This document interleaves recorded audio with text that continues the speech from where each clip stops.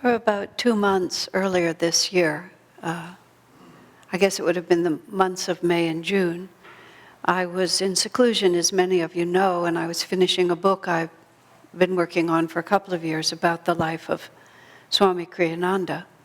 And that I was in seclusion quite a bit over the last 12 months.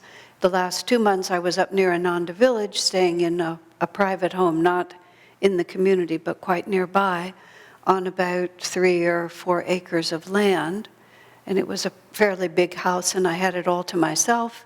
And I had these views out the window of this open field. It was rural, not wilderness, but this open field and a pond that was out there through the spring and into the summer. And there were lots of creatures who shared the property with us. As long as the pond was there, there were wild geese that were coming and going. There were a lot of wild turkeys.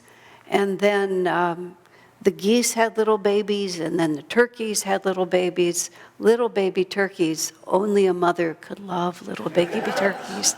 They are homely on a level that you can hardly imagine, only matched by their parents, who are just so strange looking.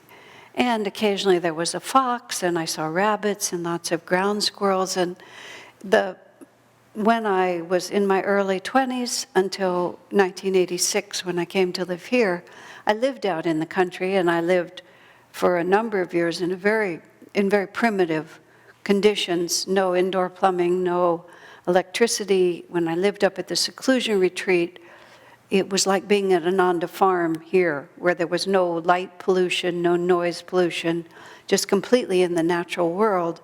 And you share the natural world with a lot of other creatures who feel just as settled there as you do. The raccoons in our early years of Ananda were constant. We had a constant relationship with the raccoons, whose goal it was to get into where you were living and into whatever was edible where you were living. And our goal was to keep them out. And it was a constant fight. At one point, I had my original edition of Swami Kriyananda's book, The Path, when it was first published in 1976. I had a numbered edition, and I had it open on my table in my little trailer. Usually I could keep the raccoons out. I was pretty conscientious. But somehow that day a raccoon got in and with muddy feet walked across the open pages. So to this day I can open to certain pages and I can see his faint footprints going across. And you know, to my mind, the raccoon was an intruder. To him, he didn't see that this was my trailer. It was just food, possibly, or a place to be, or immense curiosity. And when I was, again, repeating after so many years living here, just day after day, being in the company of another kind of consciousness. I mean, all consciousness on one level is the same, but as we evolve through originally being cast out for whatever reason, why this all happens, I'm not even going to try to touch it, but somewhere Satchidananda expresses itself, and we as individual sparks of that go through all these stages. We've all been turkeys, we've all been geese, and some of us are still turkeys, and some of us are still gooses, even though we have different bodies. But they all operate according to some inner impulse that makes perfect sense to them. And they replicate themselves in their eggs and their babies. They mate with that which matches them. I just watched this scene, and I have no idea what it was about because I don't know anything about these wild geese. But there was a flock, and then the flock disappeared, and then there was one. And I had a little route walking through that land, and so he and I would see each other periodically, and I kind of felt sorry for him because he was there all by himself, and I couldn't quite figure it out. Then one day I was walking and coming, zooming over the trees, screaming as the wild geese can. Another one comes, hits the water. The two of them are there. They put their little beaks together and begin to talk to each other in a very, very loud and seeming to me positive, enthusiastic voice, until the one who'd been waiting, really, he became so excited, he just backed up and started swimming in circles like this until he calmed down enough. And then for a little while, there were two of them again. You know, what was going on with them? What were they thinking? Who knows? So I have a certain, the word is samskars. Samskars means impressions left on your consciousness from past life experiences. There's no single word in English, so you have to say samskars. Samskars is a really marvelous word because it explains a lot of things that happen to us. You know, we're just inclined in certain directions, towards certain music, towards certain geographies, towards certain people, all kinds of things because of the samskars left. The first time we went to India, took a pilgrimage group to India in 1986, there was such a feeling of belonging in that place. One of the people on one of our early trips said, like this, I can live the rest of my life in the United States because now I know there is some culture to which I actually belong, is how he put it. And I wouldn't go so far as to say that for myself, but things that should have seemed foreign did not seem foreign because of the samskars, because of the impressions left in past lives. You know, most children don't like spicy food, but one of my friends, her little boy from the age of like 2, loved curry. He just loved it. He would eat spicy, hot food as a little baby. And it was just his samskar, his memory. Well, I have a lot of samskars for the American Indian life. It seems very real, very natural to me. Swamiji even gave me a book once about American Indians, which I thought was very interesting. It was just like, of all things, to hand to me. I used to keep a calendar of American Indian photographs. There was this man whose name I can't remember, who took many, many pictures of the American Indians in the last century of their existence. And I would just study those faces, some of which were so beautiful and so noble. You know, the concept of uncivilized just didn't apply. You could see such refinement. So now I'm out there, you know, with the geese and the turkeys and all the other little creatures, the mice. And I'm remembering how the Native Americans just live with that reality. The Native American path is a little bit harder to follow because it's a wholeness. It's not like you can just pick out pieces of it. It has its power because you're always there. I remember reading a book about the end of, it may have been Crazy Horse. I can't remember the name of the book. It was so heartbreaking. It was a great book, but I don't even want to recommend it because it was so painful to read. But he talked about how when he finally had to give up and just go to the reservation, because it was either that or be annihilated in those last days of that civilization. And they couldn't hunt the buffalo anymore because the buffalo were gone, and they were someplace where it was very cold. So the white people gave them canvas in which to build their teepees. But he commented about the fact that buffalo skin, which is what they'd always built them from, was so heavy that even in the blizzard, it didn't flap. So in the winter, their teepees were absolutely silent. The canvas flapped. So whenever the wind would blow, the teepee would be incredibly noisy. And he just wrote one sentence in this book about having to accept the noise. And he didn't say much about it, but you could see, you know, the enormity of what was lost between silence and noise. So that whole path of God through nature, you know, seeing the natural world, living this far away from it. When we were first living at Ananda Village, I moved there in 1971. First I lived in a tent because I arrived in the summer, until it snowed. And then I wasn't quite that hardy. So I moved into a house and eventually lived in a trailer. The walls of the trailer, it was this old, you know, falling apart old trailer, which cost $100 then, and we kind of nursed it to its spot and put it there. The walls were very thin. There were cracks in the floor. The grass literally grew up through the floor. And because there was no electricity, there was no vibrations. And because there was no indoor plumbing, you had to go outside a lot of the time when you would not normally have gone outside, like the middle of the night or the middle of the winter or the middle of the rain. And it was absolutely wonderful. I like to think I could do it again. I don't know, but I loved it. And we were this far away from the natural world. And I realized, of course, that's how the Indians lived, just that far away at all times. So I'm going to digress here, and I hope I don't lose my thought. My thought is attunement to the natural world and what the animals teach you, in case I have to ask you in just a minute.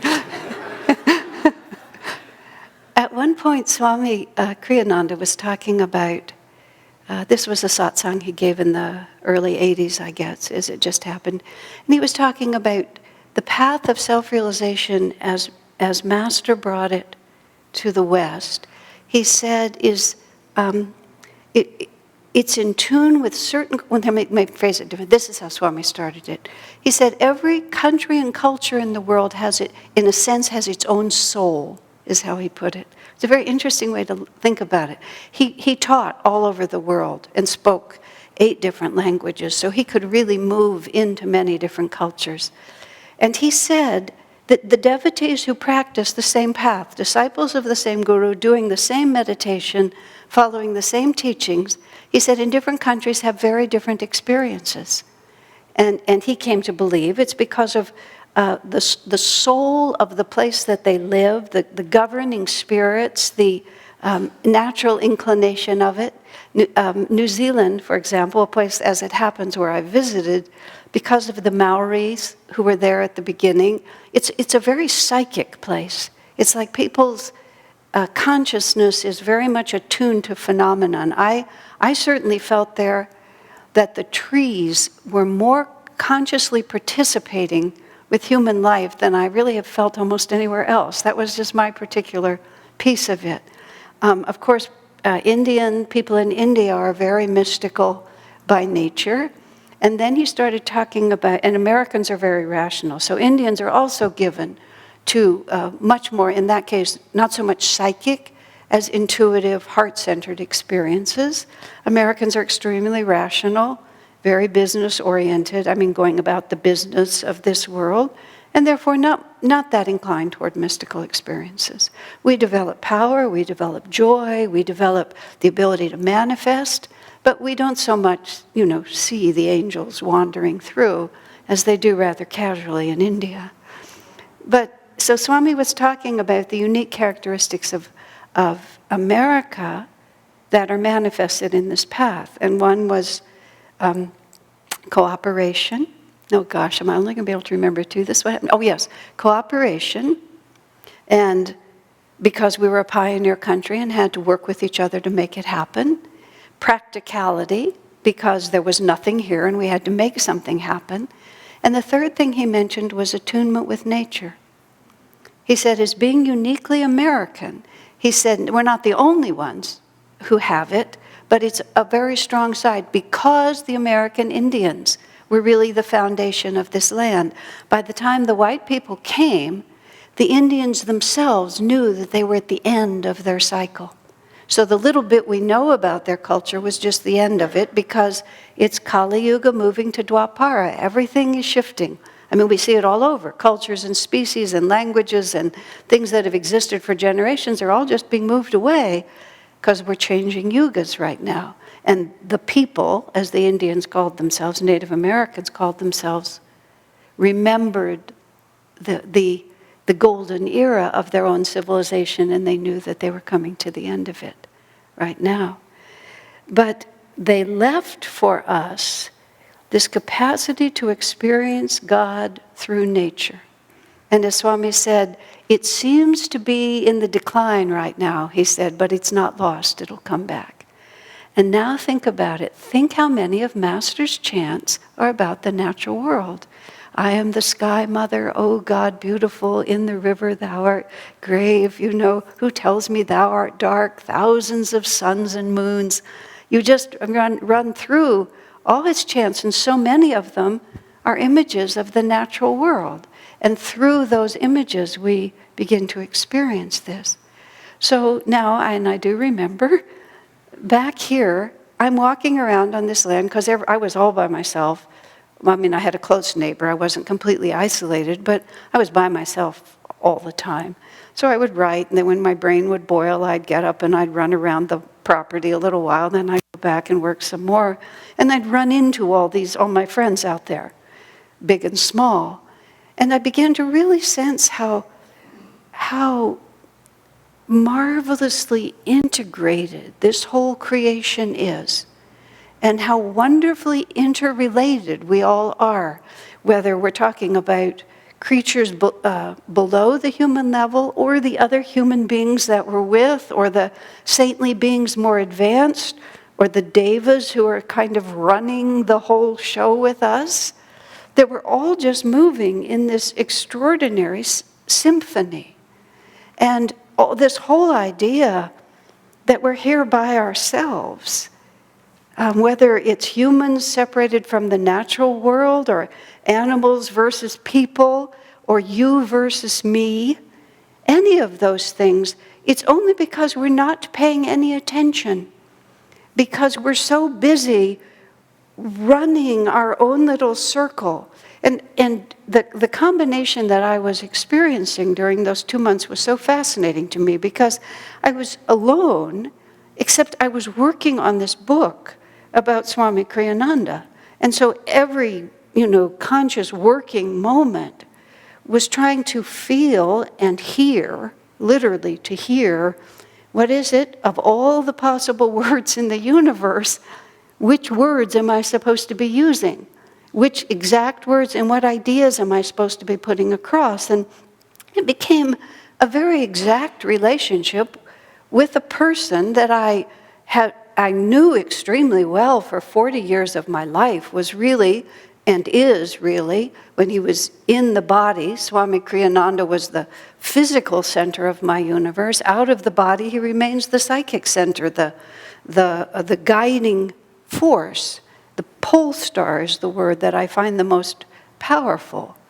And because you think of that as this fixed point in the whole universe. I don't understand deeply, but I know when people would navigate and go across oceans or across barren areas, you could always look to the sky.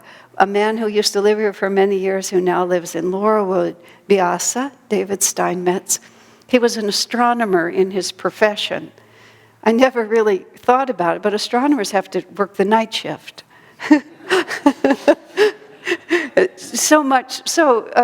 Vyasa was so attuned to the night that I remember he actually said to me once, "How can anybody do creative work in the daytime?" It was just out of the question for him.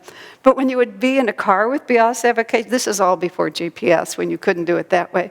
But I remember we weren't quite sure where we were, so he went into a dark street, got out of the car, and looked up like that, and figured out which way we were supposed to go from what he could see in the sky. And those fixed points that are outside of the little whirling reality that we're always in, they're these fixed points. And he was attuned to that aspect of creation. So we were lost on the streets of the city, and he could look up and say, well, it's to the northwest or to the south or wherever. I don't even know which way we were supposed to go. And then we got in the car and we were able to find our way again.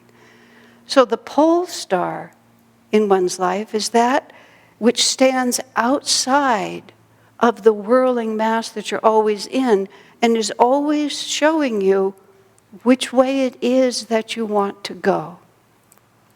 And so I was working in solitude, but I was in constant company with this living consciousness. Even this idea that we have that when someone who is close to you leaves their body, that they've actually left, that they've gone away.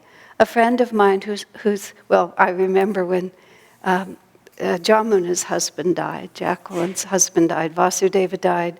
They lived here for many years, then they moved to Seattle, and on Master's birthday, maybe 15 years ago, he passed away. He was ill, but his death was unexpected. And she said, someone said to her, I'm so sorry you lost your husband.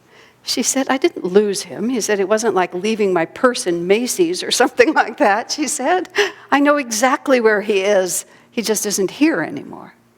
And another woman, also as it happened, whose husband had died, she said, he's still with me. She said, it's just a little harder to relate to him now. It was easier when he was in his body. It's such a sweet way to put it, isn't it? It's just that it changes. As it happens, Jacqueline also said to me when her father died. Her father died in the context of, as people often do, the family's there, you finally give up for half an hour, and that's the point when they leave. Because they can't leave when you're hovering around, because the ties on both sides keep the person there, so they do wait. You go out to make a phone call, and you think somehow that that's been a terrible thing, but it's exactly what they need. They can't leave while you're there. They love you too much. So a little moment of quiet, and then they can slip away. So she had left the hospital for half an hour, and her father dies, and she comes back, and his body is still there. And she explains how she was simultaneously aware of quite a few things. First, that her father was still in the room. Second, that because she had always related to him in that body, she thought he was the body. Just like that. But he was still there. He just wasn't in the body. The body had become like furniture. If you've ever been with someone who has died, especially if you watch them die, if you see them breathe their last, it's the most extraordinary thing. The body is the person, and then the body is like the furniture. And it happens just like that. And it really tells you something completely other is going on. So I'm in this house relating to Swami Kriyananda, who is about as present, sometimes more present than he was when I was serving him tea in our own living room. He's talking to me, he's guiding me. I can feel what is really his consciousness and his personality. We actually sometimes had conversations that were humorous. I was insisting on this particular sentence that was bad writing, but it was almost good writing. And he kept reminding me, I mean, I was long past it. It was way back there. And every time I'd go out walking, he'd remind me that it was really bad writing. And I'd tell him why it sounded good. And then we actually were laughing. I was telling him it was almost good writing. Yes, he said, almost. He said, it doesn't actually mean anything. I said, well, it almost means something, you know. And it just became like I was laughing out loud. I could just feel his conscience exactly like it was in person, just pushing on me. Asha, you know, that's just the kind of thing people do. They string a few words together, but when you look at it, it doesn't really mean anything. So I said, all right, you know, and I went and I wiped it out of the book, and he left it alone. I never heard from him on the point again, right? But we're always living. Okay, this is the point I'm trying to make. So I was alone inside with Swami, and then I was alone outside with the turkeys and the geese and the mice, and they're all going about their business, turkeys especially. Up in that area, there's all these wild turkeys, which I have to use the wild in another word. They're just wild, these turkeys. They're so weird. Like whatever made any conscious thing want to be a turkey. I just don't understand. But they walk around with as much, I belong here, I have a right to be here, this is who I am, and I'm proud of it, and you just have to get over it, you know, just like this. And then here I am walking around, and I'm proud of it, you know. It's like we're all just moving. And on one level, it's all just comical and ridiculous. And on the other, it is so beautiful. It's all going somewhere. And that's sort of what the whole of the spiritual path is. We're all actually going somewhere. We're on this very Mr. Toad's Wild Ride, really, with all these beautifully crafted realities that persuade us to relate to them that are hiding something much deeper. I'll go back to the American Indians. I don't remember anymore. I don't study it because it's not my path this lifetime. But I thought to myself, if I could understand the language of those wild geese, what are they really trying to tell me? If I could understand those little ground squirrels, if I could really read their consciousness, if I could read the clouds, if I could understand the stars, what are they really trying to tell me? And even without knowing in detail, just the very idea that, well, what do we say in the Festival of Light? I am part of all that is. When Swamiji wrote that festival, he gave an explanation of the purpose of ceremonies and the power of repetition. Sometimes we think, oh, here we go again. Here's this ritual, here's this formula, and they're going to read it, and I'm going to sit and listen to it. But Swamiji talks about when vivid images with poetic, in poetic language, so that it isn't just a literal explanation, but it's words that convey not only the meaning, but the vibration of the thought. And if we hear them actually repeatedly, and this is also true when we do the chants and we sing Swamiji's songs, we hear these beautiful ideas repeatedly in ways where the intellect just can't think about them anymore. We've heard them too often, or they're too compact to give us a big intellectual idea to chew on, but they just keep going deeper and deeper and deeper into our reality. So when unexpected moments of need arise, or even just casual moments when just for a second we've let go of the constant like this, oh, I am part of all that is. Even though this is the only body that I can move, this is the only speech that I have, this is the only language that I understand, still, I'm not really doing this myself. I am part of all that is.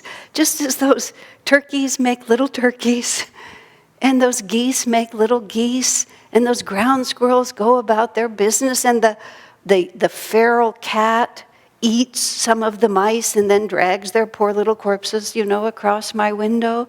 Not all of it is beautiful. Not all of it is, just exactly the way I want it to be. But all of it is this huge interwoven tapestry. And that's where, the suffering and the beauty combine.